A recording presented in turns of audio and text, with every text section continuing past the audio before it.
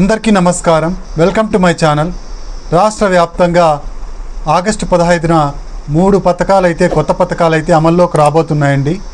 ఆ పథకాలు ఏంటి, వాటి గురించిన పూర్తి వివరాలు ఏంటి ఈ వీడియోలో అయితే మనం చూద్దాము.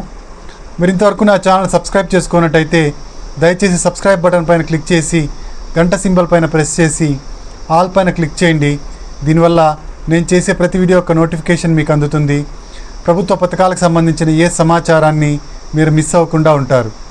వీడియో మొత్తం చూడండి, స్కిప్ చేయకుండా చూడండి, చివరి వరకు చూడండి. దీనివల్ల ఇంపార్టెంట్ పాయింట్స్ మిస్ అవ్వకుండా ఉంటారు. లైక్ చేయండి, షేర్ చేయండి. ఇక ఆలస్యం చేయకుండా వివరాల్లోకి అయితే వెళ్ళిపోదాం. మన కూటమి ప్రభుత్వం అధికారంలోకి వచ్చిన తర్వాత ఒక్కొక్క పథకాన్ని అమల్లోకి తీసుకొస్తోందండి.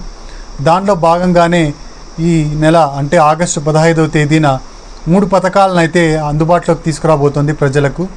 వాటిలో మొట్టమొదటి పథకం అన్నా క్యాంటీన్లు.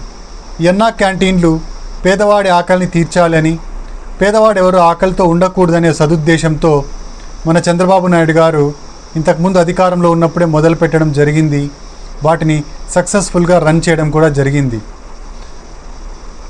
అయితే గత ప్రభుత్వం వీటిని రద్దు చేసి నిర్వీర్యం చేయడం జరిగిందనమాట. వాటి ఇప్పుడు కూటమి ప్రభుత్వం మనుగడలోనికి తీసుకురాబోతోంది. ఈ ఆగస్టు 15 నుంచి అన్నా క్యాంటీన్లు అనేవి మొదలవబోతున్నాయి. ఈ అన్నా క్యాంటీన్లో 5 రూపాయలకే టిఫిన్లు, 5 రూపాయలకే భోజనం అనేది ప్రజలకు అందుబాటులో ఉంచడం జరుగుతుంది. ఇక రెండవది ఏంటి అంటే free bus scheme. Free bus scheme August 15న వైజాగ్లో మొదలు కాబోతోందండి. వైజాగ్లో మొదలై మెల్లమెల్లగా ఆంధ్ర రాష్ట్రం అంతా దాన్ని విస్తరింపజేయాలని ప్రభుత్వం ఆలోచన చేస్తోందండి. ఈ ఫ్రీ బస్ స్కీమ్, ఉచిత బస్సు స్కీమ్ ఆల్రెడీ తెలంగాణ, కర్ణాటకల్లో సక్సెస్ఫుల్గా నడుస్తోంది. అయితే ఈ ఆంధ్రాలో ఎలా ఈ ఉచిత బస్సు స్కీమ్ని ఆచరణలోకి తీసుకురాబోతున్నారంటే దానికి సంబంధించిన ఒక కమిటీని అయితే ఏర్పాటు చేయడం జరిగిందండి. ఈ కమిటీ తెలంగాణ మరియు కర్ణాటకలలో తిరిగి అక్కడ ఎలా ఈ పథకం అమల్లో అవుతుంది, దానివల్ల ఏ ప్రాబ్లమ్స్ వచ్చాయి, మనం ఇక్కడ అమలు చేస్తే ఏ ప్రాబ్లమ్స్ వస్తాయి, దాన్ని బట్టి మనం ఏ సొల్యూషన్స్ మనం తీసుకోవాల్సి ఉంటుంది అని దానికి ఒక ప్రత్యేకమైన ప్రణాళికను ఏర్పాటు చేయడం జరిగింది. ఈ ప్రణాళిక అంతా సిద్ధమైంది ఇప్పుడు. అయితే ఇప్పుడు ఆంధ్రాలో ఎప్పటి నుంచి ఇది అమలు కాబోతోంది ఈ ఉచిత బస్సు స్కీమ్ అంటే ఆగస్టు 15 నుంచి ఈ ఉచిత బస్సు స్కీమ్ అయితే అందుబాటులోకి రాబోతోంది. ఏపీ రాష్ట్ర వ్యాప్తంగా మహిళలందరూ ఫ్రీగా ఈ బస్సులో తిరగచ్చు అన్నమాట.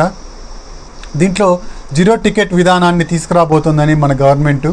అంటే టికెట్ అయితే మహిళలకు ఇవ్వడం జరుగుతుంది, కానీ దానిపైన ఛార్జీ అమౌంట్ 0గా ఉంటుంది. ఈ అమౌంట్ ఎంతైతే ఉంటుందో ఆ అమౌంట్ను ఆర్టీసీకి ప్రభుత్వం అయితే చెల్లిస్తుందన్నమాట. దీనికోసం ఈ స్కీమ్ కోసం కొత్తగా 1400 బస్సులు కావాలనేసి రాష్ట్ర ప్రభుత్వం అంచనా వేస్తోంది. ఇక ఈ బస్సులో ప్రయాణించడానికి ఏమేమి కావాలి, ఏమేమి అర్హతలు ఉండాలి అంటే ఈ బస్సులో ప్రయాణించడానికి original Aadhaar card, original voter card ఖచ్చితంగా చూపించాల్సి ఉంటుందండి. రెండిట్లో ఏదో ఒకటిని చూపించి మహిళలైతే ఉచితంగా రాష్ట్రమంతా ప్రయాణం చేయవచ్చు. అయితే ఈ ఆధార్ కార్డులో కానీ ఓటర్ కార్డులో కానీ అడ్రస్ మాత్రం ఆంధ్రప్రదేశ్దే అయి ఉండాలి. వేరే అడ్రస్ ఉంటే దానికి అర్హత ఉండదండి. కేవలం ఆంధ్రప్రదేశ్ అడ్రస్ ఉంటే మాత్రమే ఇది ప్రయాణం చేయడానికి అర్హత ఉంటుందండి. ఈ ఫ్రీ బస్సు స్కీమ్ని మన పల్లె వెలుగు, తర్వాత ఎక్స్ప్రెస్లు, తర్వాత సిటీ బస్సుల్లో అమల్లోకి తీసుకురాబోతోందండి మన ప్రభుత్వం.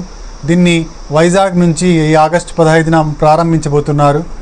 దీన్ని సక్సెస్ఫుల్గా ఆ రోజు కంప్లీట్ చేసినట్టయితే దీన్ని మొత్తం రాష్ట్రం అంతా అమల్లోకి తీసుకొస్తుందండి మన ప్రభుత్వం. ఇదండి రెండో అప్డేటు. ఇక మూడవది తల్లికి వందనం పథకం. తల్లికి వందనం పథకం అమ్మ ఒడిగా అందరికీ తెలిసిన పథకమే. ఈ తల్లికి వందనం పథకం కింద ప్రతి ఒక్క విద్యార్థికి సంవత్సరానికి 15,000 రూపాయలు అయితే ఇవ్వడం జరుగుతుంది. ఈ 15,000 రూపాయలు ప్రతి విద్యార్థికి ఇవ్వడం జరుగుతుందండి. ఇంట్లో ఎంతమంది ఉంటే అంతమంది విద్యార్థులకు ఇవ్వడం జరుగుతుందండి. ఒక విద్యార్థి ఉంటే 15,000, ఇద్దరుంటే 30,000, ముగ్గురుంటే 45,000, ఇలా ఎంతమంది ఉంటే అన్ని 15,000 మన గవర్నమెంటు వాళ్ళ విద్యార్థులకి ఇస్తాము అని చెప్పేసి ప్రకటించడం జరిగిందండి. దీనిని డీబీటీ పద్ధతి ద్వారా డైరెక్ట్ బెనిఫిషియరీ ట్రాన్స్ఫర్ ద్వారా తల్లి అకౌంట్లోకి అయితే వేయడం జరుగుతుందండి. అయితే ఇది 1వ తరగతి నుంచి ఇంటర్మీడియట్ చదువుతున్న విద్యార్థుల వరకు ఈ పథకం అయితే అమల్లోకి రాబోతోందండి. దీనికి తల్లి ఆధార్ కార్డు ఉండాలి, అంతేకాకుండా విద్యార్థి యొక్క ఆధార్ కార్డు కూడా ఖచ్చితంగా ఉండాలి. విద్యార్థికి ఆధార్ కార్డు లేక చాలామంది ఈ పథకానికి దూరం అయ్యారు గతంలో.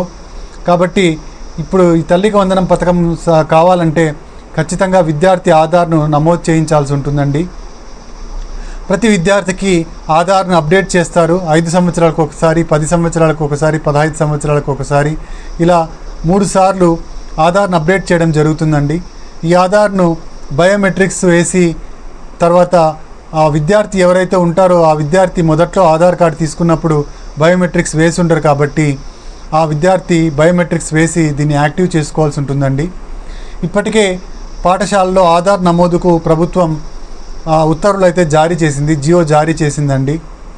ఇది ఎప్పటి నుంచి మొదలవుతుంది అంటే దీనికి సంబంధించిన ఒక కీలకమైన అప్డేటు ఆగస్టు 15న విడుదల కాబోతోందండి. 75% ఉండాలండి విద్యార్థికి.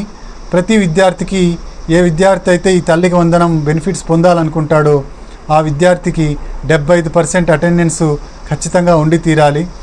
అయితే దీన్ని అప్లై చేసుకోవడానికి మాత్రం ఇప్పుడే మనకు ఒక ప్రణాళిక సిద్ధం చేస్తున్నారు, దాన్ని విధి విధానాలు రూపొందిస్తున్నారు. తల్లికి వందనం లేదా అమ్మ ఒడి పొందడానికి కొన్ని అర్హతలు అయితే ఉండాలండి. అవి ఏమేమి కావాలో మనం చూద్దాము. అంతేకాదండి, ముందుగా ఈ తల్లికి వందనం పొందడానికి రేషన్ కార్డ్ అనేది కంపల్సరీ అండి. రేషన్ కార్డు ఉంటేనే ఈ తల్లికి వందనంకి అర్హులుగా ఉంటారు. అంతేకాకుండా ప్రైవేటు లేదా గవర్నమెంట్ స్కూల్స్లో ఏ స్కూల్స్లోనైనా ఈ తల్లికి వందనం అప్లై చేసుకోవచ్చు, దాని బెనిఫిట్స్ని మనం పొందొచ్చండి. ఇక ఏ అనర్హతలు ఉంటే ఈ తల్లికి వందనం అనే పథకం మనకు రాకుండా పోతుంది అనేది చూద్దామండి. మొదటగా ఇన్కమ్ అండి. మన గ్రామీణ ప్రాంతాల్లో ఇన్కమ్ నెలకు 10,000 కన్నా తక్కువ ఉండాలి. అలాగే పట్టణ ప్రాంతాల్లో 12,000 కన్నా తక్కువ ఉండాలండి. తర్వాత 4-వీలర్ అనేది మన రేషన్ కార్డులో ఉన్న వ్యక్తులకు ఎవరికి ఉండకూడదు. ఏ వ్యక్తి పేరు మీద 4-వీలర్ అనేది ఉండకూడదు.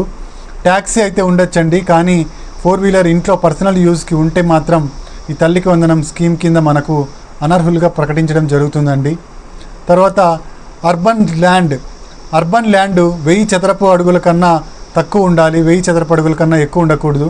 దీన్ని సవరించబోతున్నారు ప్రభుత్వం. దీన్ని 1500 చదరపు అడుగులకు పెంచబోతోంది అని చెప్పేసి వినికిడండి.